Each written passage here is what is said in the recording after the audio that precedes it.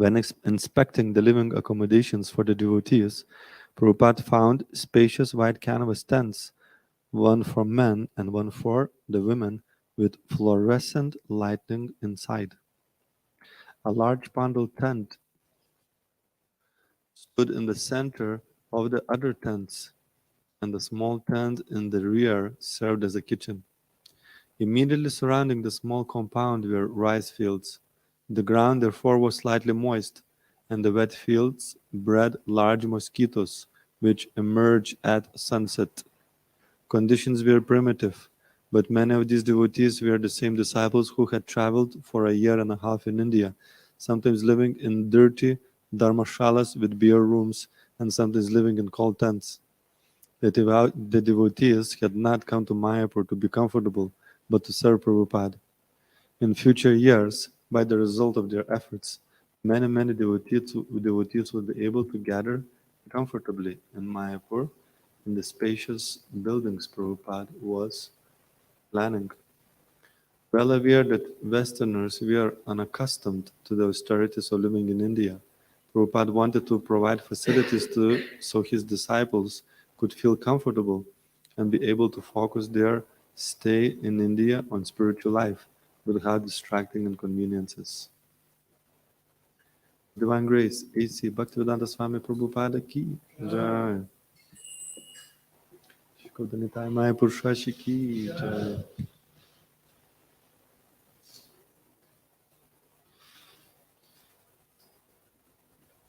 Om Namo Bhagavate Vasudevaya.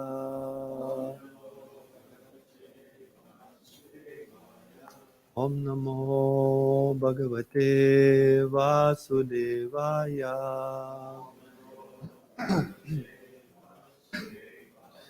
Om Namo Bhagavate Vasudevaya.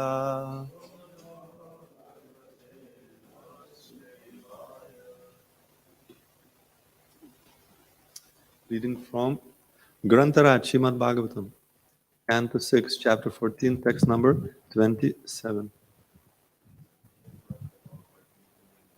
and 28 and 29. Shishuka Uvacha Ityartitasa Bhagavan Kripalur Brahmanasuta Shapayitva Charum Tvashtaram Ayajad Vibhu. In response to the request of Maharaj Chitraketu, Angira Rishi, who was born of Lord Brahma's mind, was very merciful toward him. Because the sage was a greatly powerful personality, he performed this sacrifice by offering oblations of sweet rites to Tvashta. Jeshta Shrestha Chayaram Ragyo Maheshanam Cha Bharata Namnakrita Dvitistasyai Yagyo Chishtam Adat Dvija. Parikshit Maharaj, best of the Bharatas, the remnants of the food offered in the yagya were given by the great sage Angira to the first and most perfect among Chitraketu's millions of queens, whose name was Krita Juti. So that's we recite the next one together. Ataha Nripatim Rajan Bhavitaikas Tavatmaja Harshashoka Pradastubhyam Iti Brahma Suto Yayau Ataha Nripatim Rajan Bhavitaikas Tavatmaja Harshashoka Pradastubhyam Iti Brahma Suto Yayau Ataha Nripatim Rajan Bhavitaikas Tavatmaja Harshashoka Pradastubhyam Iti Brahma Suto Yayau.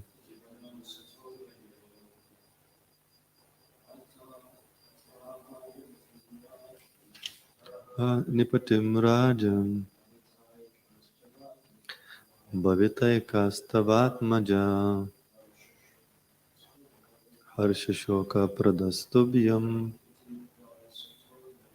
इति ब्रह्मसुतो ययो अतः नृपतिं राजन् भाविताैकास्तवात्मजा हर्षशोकप्रदस्तुभ्यम् इति ब्रह्मसुतो ययो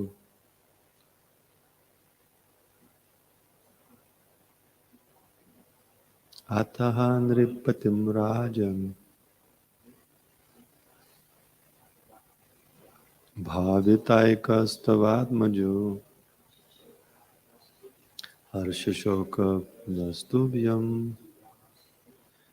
इति ब्रह्मसुतो ययो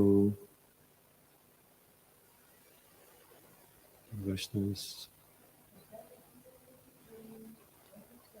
अतः नृपतिं राजन् भवितैकास्तवात्मजा हर्षशोकप्रदस्तुभ्यम् इति ब्रह्मसुतो ययो अतः thereafter Aha said Nripatim unto the king Rajan, O King Chitraketu, Bhavita, there will be Ekaha, one, Tava, your Atmajaha, son, Harshashoka, jubilation and lamentation, Pradaha, who will give Tubhyam unto you, Iti, thus, Brahmasutaha, Gira Rishi, the son of Lord Brahma, Yayo, left. Translation and purport by His Divine Grace A.C. Bhaktivedanta Swami Prabhupada Ki Jai. Thereafter, the great sage told the king, O great king, now you will have a son who will be the cause of both jubilation and lamentation. The sage then left without waiting for Chitraketu's response. Purport. The word Harsha means jubilation and Shoka means lamentation. The king was overwhelmed with joy when he understood that he would have a son. Because of his great jubilation, he could not actually understand the statement of the sage Angira. He accepted it to mean that there would certainly be jubilation because of the birth of his future son, but that he would be the king's only son, and being very proud of his great wealth and empire, would not be very obedient to his father. Thus the king was satisfied, thinking, let there be a son. It does not matter if he is not very obedient. In Bengal, there is a proverb that instead of having no maternal uncle, it is better to have a maternal uncle who is blind. The king accepted this philosophy, thinking that a disobedient son would be better than no son at all. The great sage Chanakya Pandit says, Korta putrena jatena yona vidvana dharmika kanena chakshusha kimva chakshu pidava kevalam. Chakshu pidaiva kevalam. What is the use of a son who is neither a learned scholar nor a devotee? Such a son is like a blind, diseased eye, which always causes suffering. Nevertheless, the material world is so polluted that one wants to have a son even though he is useless. This attitude was represented in the history of King Chitraketu.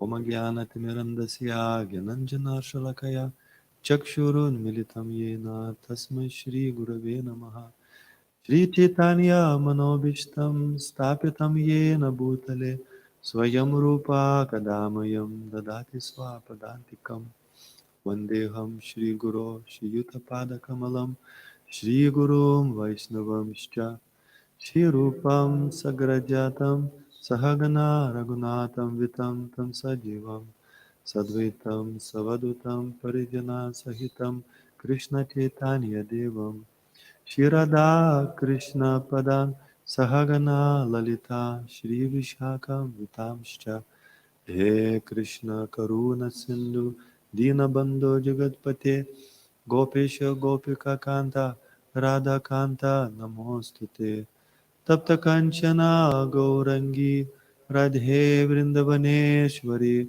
Vrishabhano Sute Devi Pranamami Hari Priya Vanchakalpatarubhyascha Kripa Sindhubhyeva cha Patitanam Pavanebhyo Vaishnavebhyo Namo Namaha Jai Shri Krishna Chaitanya Prabhu Nityananda Shri Advaita Gadadhar Shri Vasadi Gaura Bhakta Vrinda Hare Krishna Krishna Krishna Hare Hare Hare Rama Rama Rama Hare Hare Mukam Karoti Vachalam Pangum Langayate Girim Yat Kripatamaham Vande Shri Gurum Dinataranam.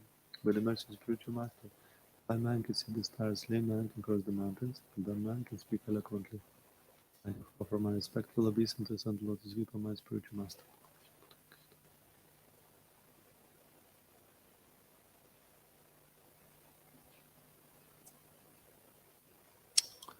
So the translation again.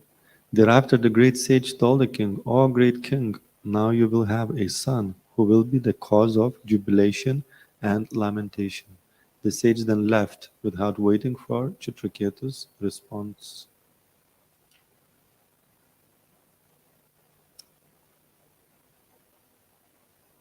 So this is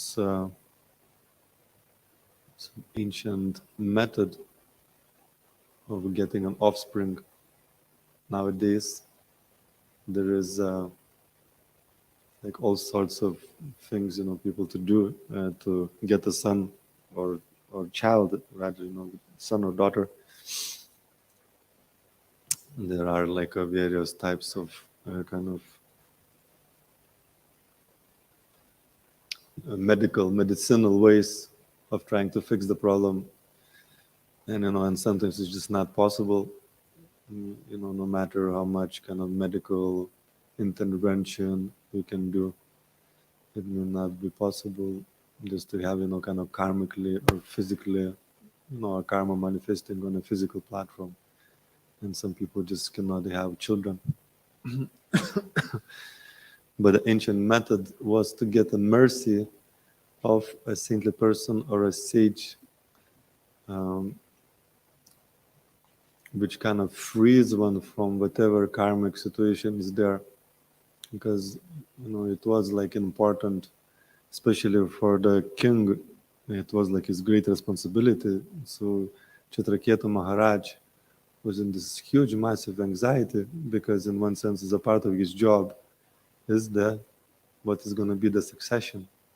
You can see now, ISKCON is very this massive headache, taxing the brains, and created this whole strategic planning department, SPT, strategic planning team, is the thing who is going to be the next succession. The Srila Prabhupada's disciples are leaving the planet. So it requires, to pass these teachings and responsibility and management and leadership in the hands of qualified people, so that things can go on very nicely. It's a massive, huge responsibility. So, today's devotees is future leaders. It is very, very important. And you can see this like anxiety there, and taxing the brain, and all sorts of initiatives that SPT is doing, like over the last good few years. Not just like trying to address the issue on a managerial platform, because we know that it's not exactly works in the same way. A Krishna conscious succession, it requires a purity. Uh, Purity is the force. It requires some sort of kind of connection with Krishna, empowerment by Krishna. Just reading in Chaitanya Charitamrita, where Lord Chaitanya is just instructing Sanatana Goswami And also I read before that instructing Rupa Goswami. So it's like again and again it comes up that one cannot share Krishna consciousness, present Krishna consciousness,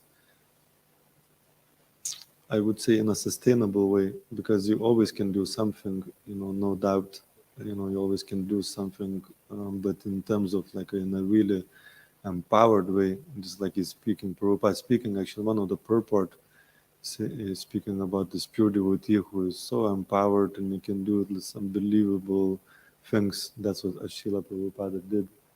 It's like a beyond the comprehension of transferring this ancient culture and getting thousands of people to follow regulative principles, surrender to Krishna, and then empower them to do on his behalf so much preaching and outreach and etc. So do you know this verse Javatvasi where it says that without the empowerment of Krishna one cannot share Krishna consciousness? Anyway, there's many verses like that.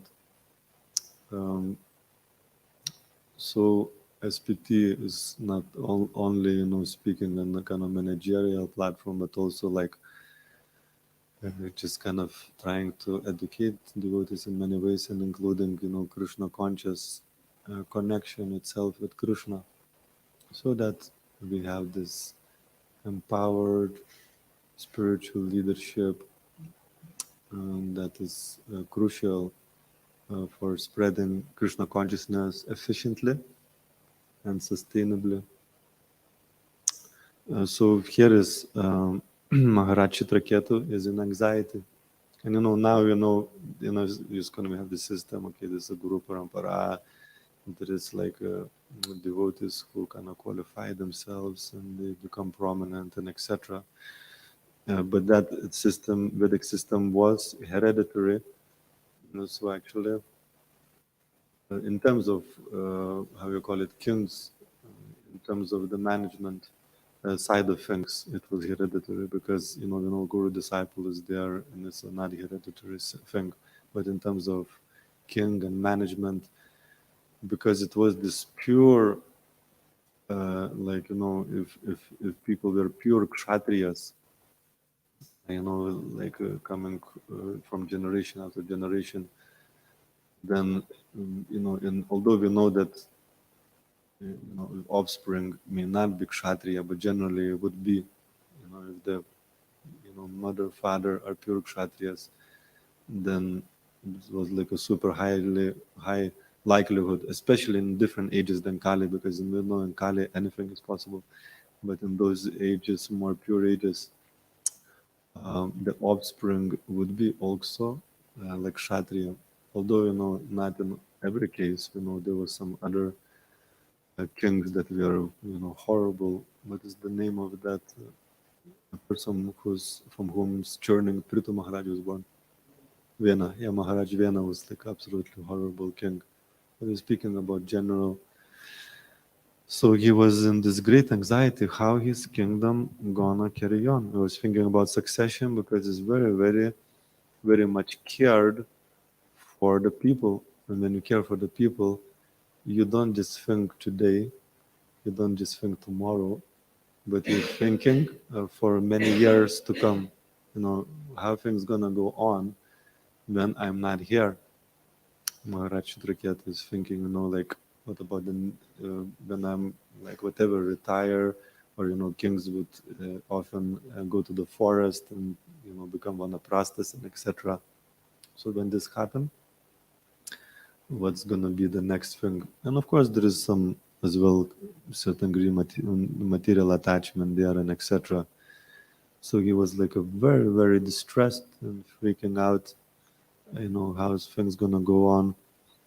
And so he approached the sage, or the sage showed up. I kind of haven't been following this exactly how we reached to this point. So the sage came and he said, okay, we'll resolve your problem. So you know exactly what to do, some ancient method, the sweet rice method. And then his basically wife then becomes pregnant, is Krita duty, become pregnant by the sweet rice. And interesting, of course, before we go into that, it says that the rishi was born from Lord Brahma's mind. So again, how the people are born in the more subtle realms is a different thing. Is described that next in terms of energetic subtle, going from gross up to more subtle in that hierarchy, right next to the mind is ether. And it's described, that some of those beings in the higher realms, they got ethereal bodies. So ether is like, there's like a air and ether and mind and intelligence, like a very, very subtle um, energies. So it's like, so that's why sometimes, these beings are considered like invisible practically. So, things that are born in our minds, some ideas. Anybody has got good ideas? How long it takes to execute them and make them into reality in this specific earthly realm.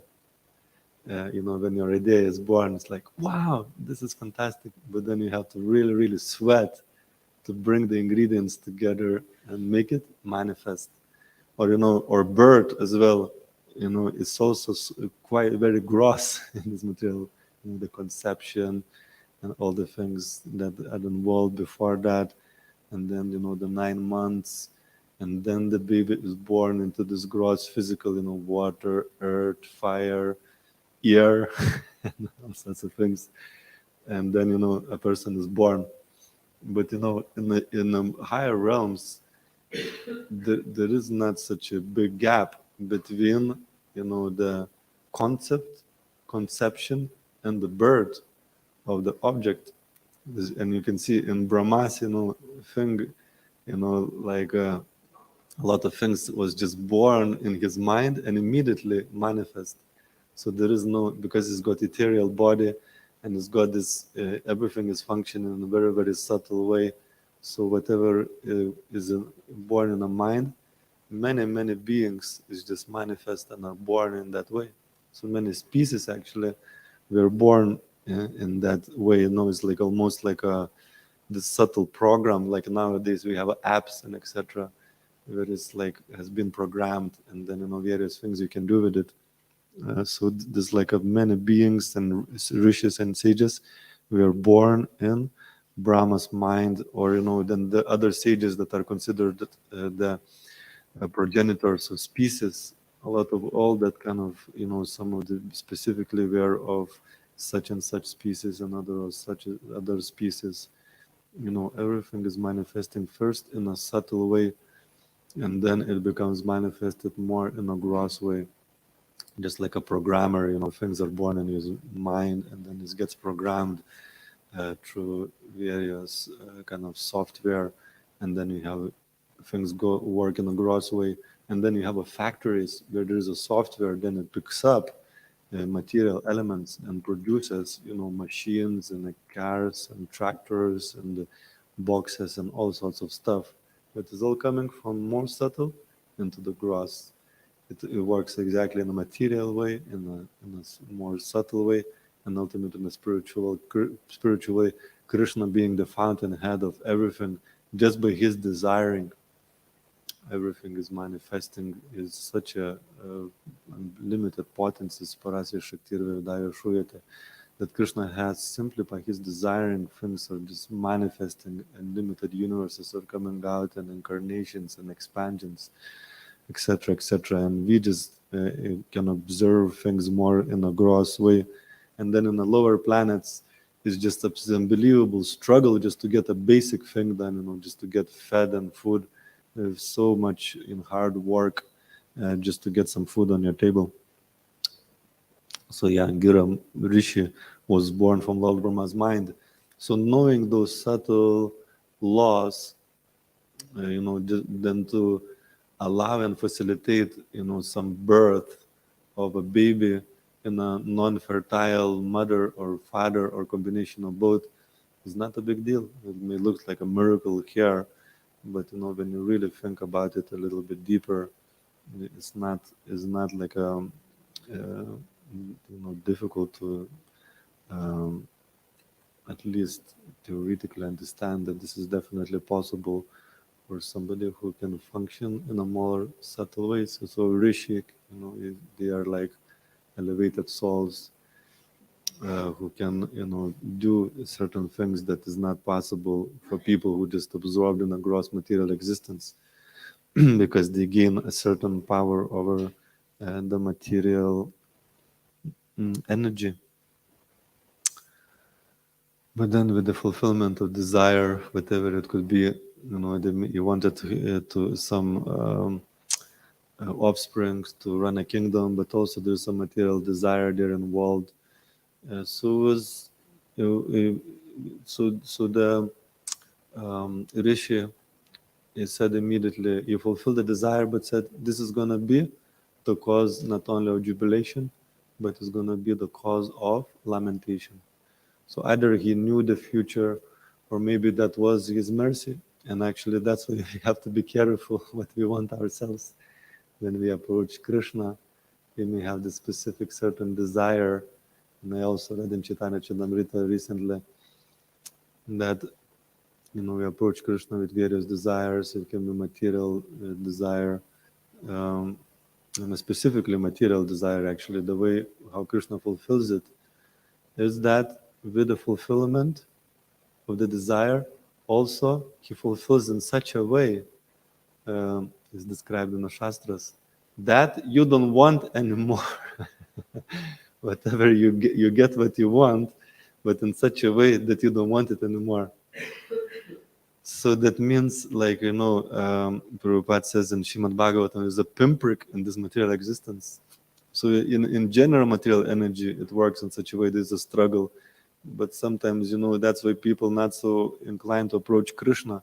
When you approach Krishna to fulfill your desire, it will come in such a way that you don't want it anymore.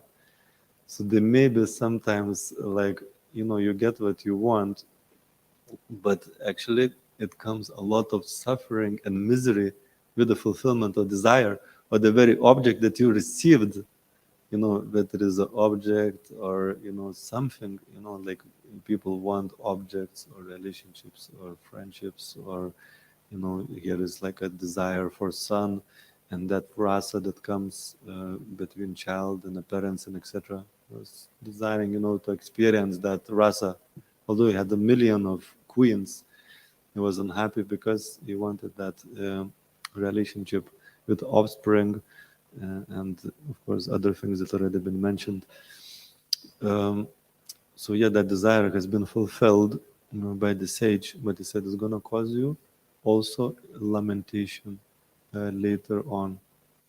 So we should not be, of course, we will get disturbed, but we should somehow or another come to understanding and a point that when the things like really, really go wrong and miserable and tough and etc., it is to frustrate ultimately our desire to ever be happy in material world, and that's what ultimately Krishna is bringing. You're approaching Krishna. I want this. I want that, and this is starts our Krishna consciousness start. Okay, give me the daily bread. Give me what is that? There was a song I'm trying to remember.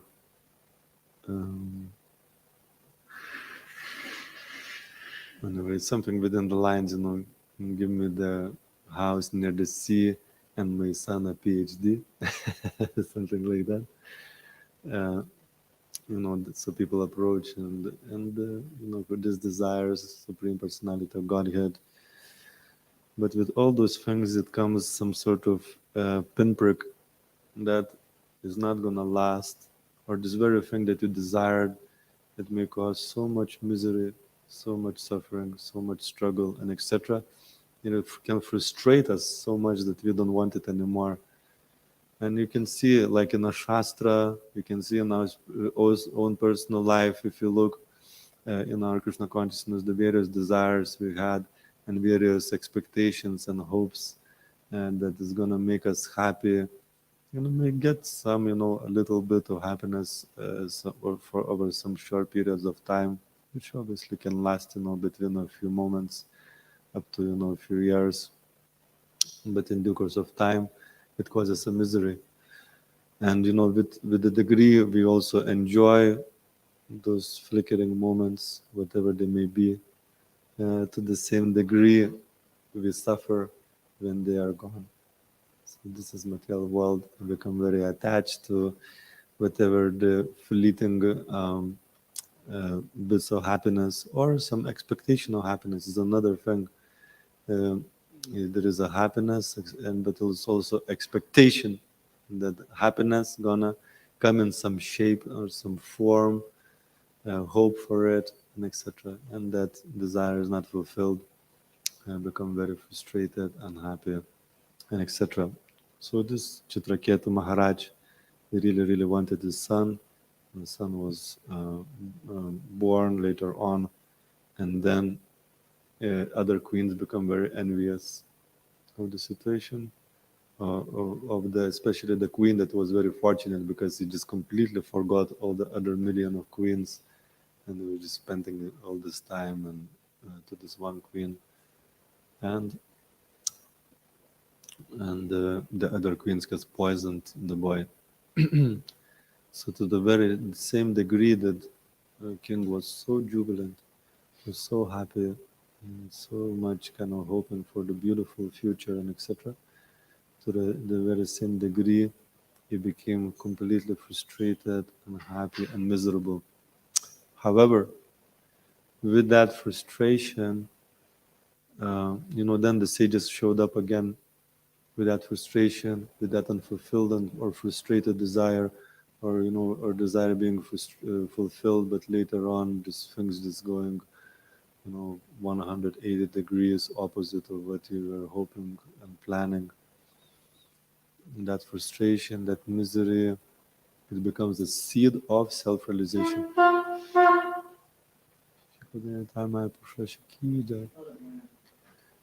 It becomes a seed of self-realization. It becomes a seed of certain kind of detachment. And of course, one cannot become detached.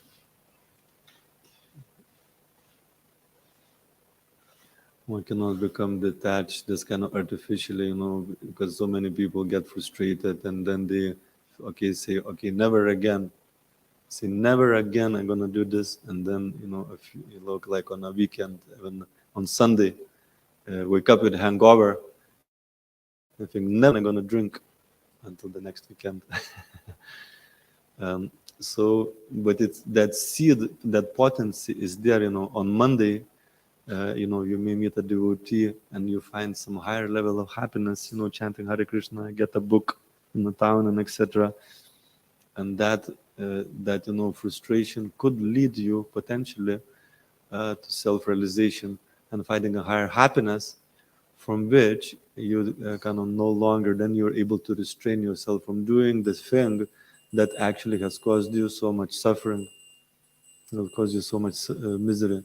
And that is the nature of material existence. Until and unless you find spiritual happiness, we're just going to keep doing the same thing again and again and again, the very same thing that is causing us misery and frustration because we don't know anything better. We become so much attached to this new thing, that's okay, I'm just going to give another try. And it is considered madness. And that's why a spirit soul engages the material existence is considered mad, because they keep trying to do the very same thing again and again and again, which is just continuously flickering between some thrills of sensual pleasure and then being frustrated, just up and down, up and down, up and down, up and down. And you should use this frustration to become super serious in Krishna consciousness and making sure that this is our last birth. That we don't take another birth. So this is the situation. And also another thing that comes, although he has been told there's going to be some lamentation from this, the king interpreted in some different way. And this is the idea of what happens with attachment. You become attached to something or to someone, And although the Shastras say, and maybe some other people may advise us, or sometimes you even have a personal experience that we did something and that causes frustration. Because of the attachment, we think this time is going to be different. This time it's going to work out, and all the warnings and etc.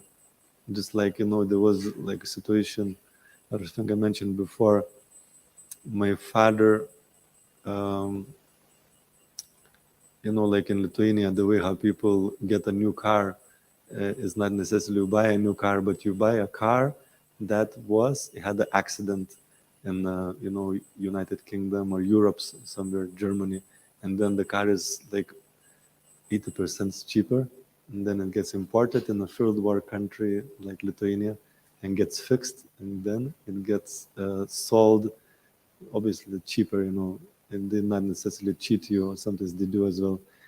But generally, there is information. It's been that, the accident has been fixed, and now we are selling, for a half price or even less, And then you have this fantastic new car, but it's actually nobody sees that it has been damaged, so you buy a lot cheaper. So my father saw this golden BMW.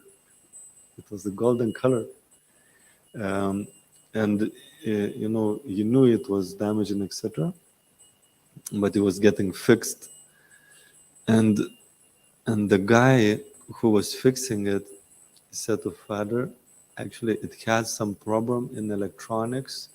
You may have some serious problem. But my father didn't believe it. He thought that he wants it himself, the car. He becomes so attached to this golden BMW. Um, if you thought, the thing is that actually he wants it. That's why he's telling me that there's a problem. And he didn't believe him.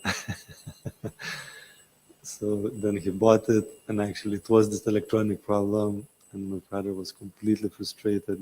It was continuously kind of calculating problems. Either was taking too much, it was cutting off or something. There was some major problem that he had eventually sell it. So when there is attachment, you become blind. We don't see things as they are. We have some rosy idea of how things gonna go, and etc. And that's what happened to King Chitraketu. Although he was warned, and the scriptures warns us, don't become attached to this material existence. And so many things are there, and specific things is said, that it will cause us a lot of misery. We don't believe it. We want to go through this. We want to try it often. That's why it's called that in a Kali Yuga we have a 10-class intelligence. Although the scripture says, and, the sadhu says, the guru says, I want to try, and we kind of burn ourselves. We don't believe it, we want to think, okay, it's gonna be okay, it's gonna be fine, and then we we realize it's not gonna be okay, it's not gonna be fine, and this happens sooner or later. It's better sooner than later. And that eventually, either sooner, it will lead us into some sort of renunciation, or maybe later, it takes us into some sort of renunciation. Sooner or later, we have to become completely detached from this material existence.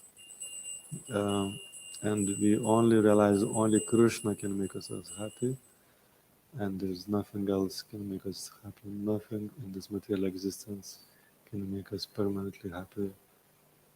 Um, and it's just a question whether we're going to go to the school of hard knocks, and that is the case, for many of us in material existence, or whether we're gonna, have it like be able to hear, and like hear very, very constantly and very properly, and from the, and accept it as eternal reality, and not be like a 10-class intelligence. So whichever class intelligence we have, that's fine.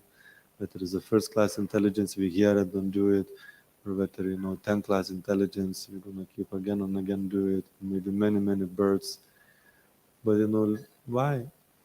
Why to go through so many births? We have an opportunity now to make it a last one. opportunity to, so, third class intelligence is like, you did it, somebody told you, you read it in the Shastra, you did it, you burn your hands, don't do it again. It's enough. Let's just focus on Krishna. But, if it's not possible, then, maybe we'll have to do it many times until, we get some sense, until we have become intelligent to some extent, and then we become open. Okay, no, now I'm gonna hear to Shastra. Now I accept Guru. Now I accept Sadhu. Now I accept Shastra. And if not, then Krishna will give us opportunities. Krishna will give us many opportunities to learn through the school of hard knocks, and hopefully eventually we'll do. Hopefully in this lifetime, maybe many, many lifetimes we have to go until we learn.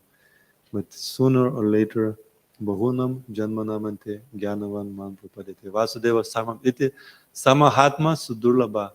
After many births and deaths, one who is actually in knowledge surrenders unto me and then worships Krishna with all their hearts. And such a great soul is very rare. So we have this opportunity to become a great soul. Don't do it again and again and again and again and again, the mistakes, or don't take another birth.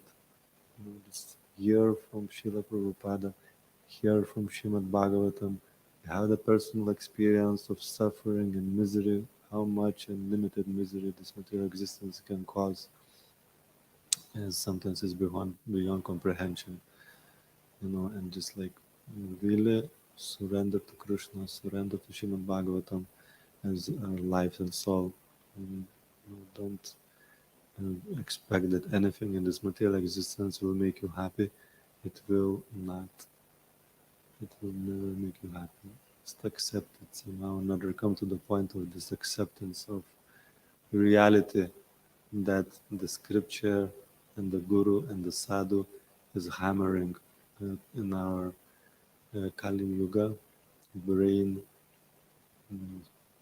This Krishna is the only person in the whole entire existence can make you happy. Nothing else, no one else.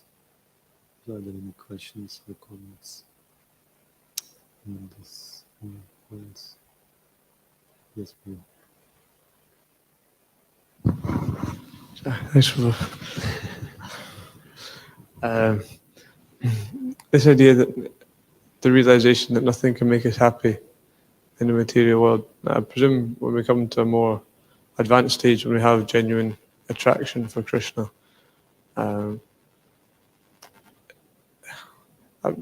do the senses just have absolutely no attraction to material sense objects, or is it just that the realization is so strong that even though when we walk past the baker's shop and smell the bread, we're not at all thinking of like the senses are not at all thinking of their own gratification, or they're thinking of that, but we're just not at all affected by the gratification that they're implying. Mm-hmm. Well, there is various stages, and obviously, and that's why we call kanishta. So there's a flickering. Sometimes it's not that we don't experience any, transcendental happiness until we reach nishta. Obviously, it's there, and that's what keeps us on a path. But we're kind of flickering in between this and that. But we are basically what we want to practice very, very seriously is this Vishya Vinivartante Niha Harasya Dehina Rasovarjima Rasopesya Param Drishtva Nivartate. So while the senses are restrained from the senses of objects, the taste still remains, but one is fixed in consciousness by experiencing a higher taste. So for Kanishta, in order to handle the situation when there is no higher taste, it requires intelligence. higher intelligence, and obviously in Kali Yuga we have very limited amounts of that.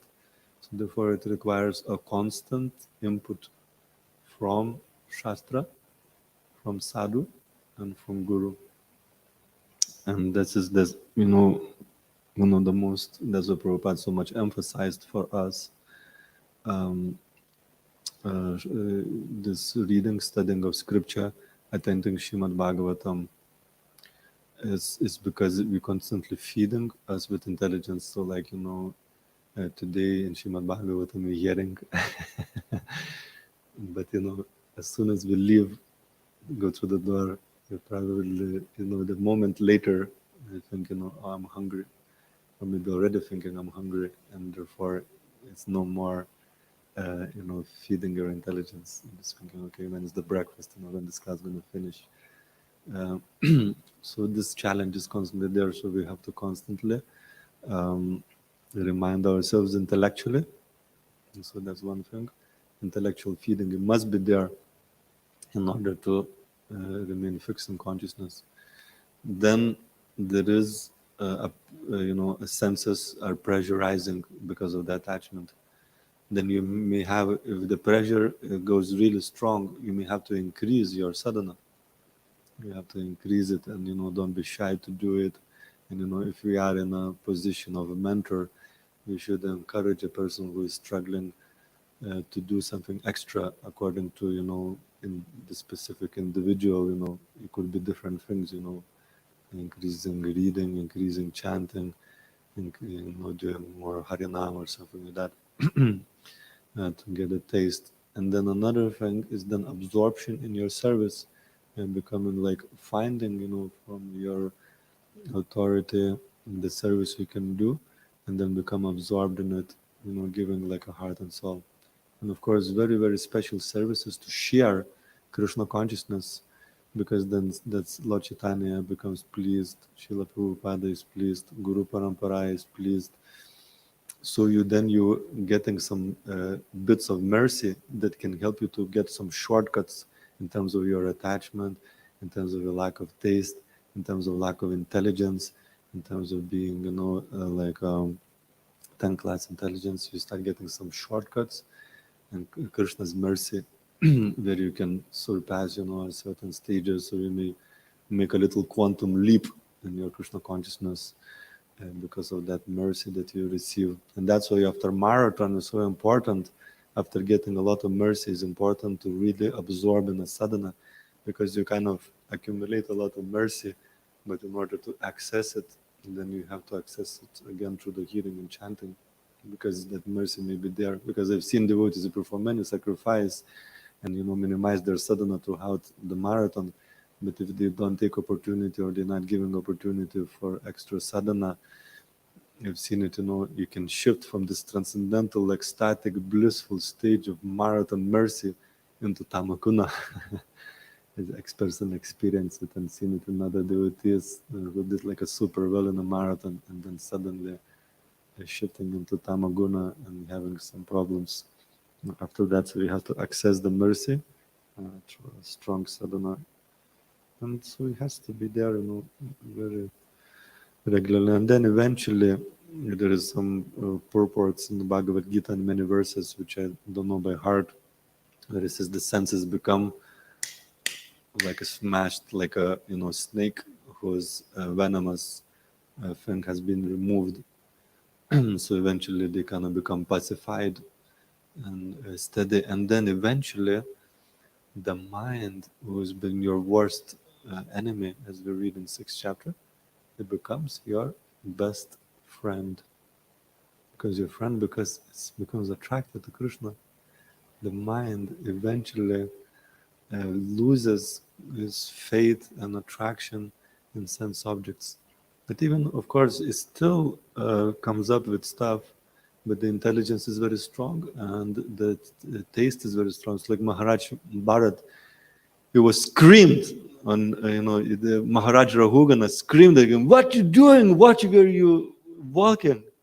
Like really was this very harsh and hard words, And actually, Maharaj Bharat is described that his mind become disturbed. But the identification with the mind is no longer there. Although it was like a very kind of horribly treated, um, the identification of my mind is no longer there. So it's described that he controlled the mind with intelligence. Or Bhrigu Muni, he approached Lord Brahma. I can't remember what he said. Remember what he said to Lord Brahma? Or just ignore him. Yeah, if you really want to offend somebody really, really much, just ignore them. Because we're like, we are persons by, that's why this impersonum is complete nonsense. It's absolutely crazy, nonsensical madness. Because, somebody ignores you is the greatest offense you can take. Because, we are persons by nature. If you don't like to be ignored, the greatest offense you can offend someone is just blank them, completely ignore them. Is so hard, for the false ego. Of course, we're speaking here about conditioned ego, but still, that sense of identity is there. So yeah, Bhrigu Muni, I think Brahma kind of said, "Oh, my dear son, how are you doing?" And Bhrigu Muni is like, completely ignore him. So Lord Brahma becomes so angry, but he controlled that anger with intelligence. Um, so like that, so it can be done. It can be done, but it requires, so yeah, even advanced soul can be, uh, disturbed in the mind and etc. But that's why, it's so important in a community is to actually develop and cultivate loving relationships, because if it's not there, then people will really kind of get offended. And there is like when people get angry and disturbed and etc. And get offended, and then it really disturbs our sadhana and increases offenses and all that kind of thing. So this emphasis, so you can see some great souls in our movement who really emphasize on loving relationships, because then that prevents, of hurting each other and offenses and etc. So it has to be there, like it has to be top priority. The relationships, it has to be um, devotee care top priority, and then it will help, because there is some Jews, like even the movements that are, that has very very poor philosophy, sometimes just like a crazy philosophy, but they have a good relationships, emphasizing good relationships, then people really function and become attracted by that. You feel, like emotionally satisfied in that environment, and therefore your senses are not so disturbed when there is good relationships. Your senses are not disturbed because on emotional level you are satisfied. You may not yet experience this transcendence.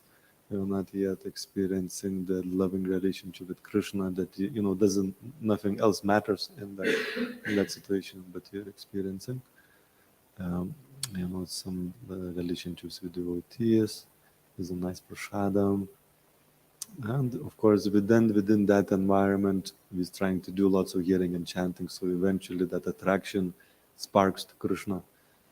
So then we are able, to truly become detached from this material existence. Sorry, it was a long answer. Grantarat Srimad Bhagavatam ki jai, Srila Prabhupada ki jai, Nitai Gaura Premanande. Oh, there's an Oh, okay. coming from the school of hard knocks. Do you think a long stay in Vrindavan is helpful? Long stay.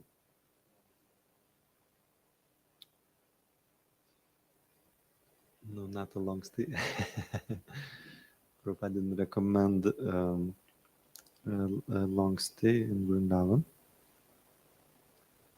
um, because it's very, very, the Vrindavan consciousness, it's just pure unconditional service to Krishna. And if you don't have that yet, it can be a little bit hard, we'll see our anarthas, we'll see our impurities. But a short stay is very good. You spend, like 2, 3, 4 weeks in Vrindavan is very, very helpful.